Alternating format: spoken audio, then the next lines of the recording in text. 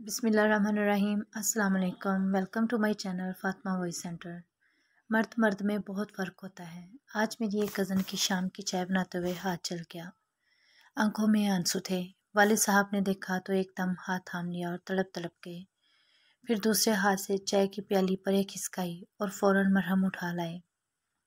अब मरहम भी लगा रहे हैं और वालदा साहिबा की क्लास भी।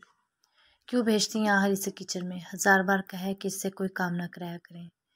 इसकी माँ खुद सख्ते में बैठी थी। हाथ इसकी बेटी का जला था और कर्ब इनकी आंखों में नजर आ रही थी। माँ कहने लगी, मैं कहाँ भेजती हूँ, मगर कल को इसकी शादी होनी है, लोग क्या कहेंगे। माँ ने कुछ भी ना सिखाया। इसकी माँ बहुत दुखी लहजे में वजाहत दे रही थी।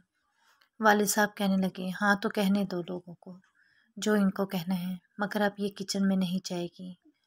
वालिद साहब ने अपनी बेटी को बेसाख्ता गले लगाया और अम्मा को वार्न भी कर दिया। बेटी को होश होना चाहिए था, मगर नहीं हुई। वो बस अम्मा के हाथ देख रही थी, जिनके अंगूठे सब्जियां काट कर निशान ज़दा हो गए थे। कितनी ही बार उनका हाथ जला था। स्याह दाग नुमा निशान मौजूद थे। अलबत्ता ज़ख्म मंदमुल हो चुके थे। बल्कि अभी हफ्ता पहले छुरी से शहादत की उंगली पर इतना बड़ा कट लग गया था। बहुत सा खून बहा, मगर उन्होंने पट्टी भी ना बांधी कि बस ठीक है, मगर कुछ भी तो ठीक नहीं था। मैं इसके वालिद साहब को बताना चाहता था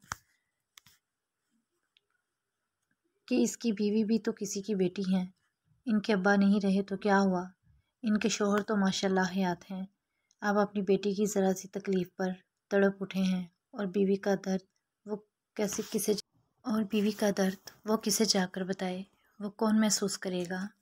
वो किसी की बेटी नहीं है क्या? काश दुनिया के तमाम मर्द जिस तरह अपनी माँ, बहन और बेटी के लिए हसास होते हैं, बिल्कुल इसी तरह बीवी के लिए भी फ़िक्रमंद हो जाएं, तो कितनी ही औरतें हकीकतन जी उठेंगी। वीडियो पसंद आए तो लाइक करें और चैनल को सब्सक्राइब करें। जज़ाकल्लाह।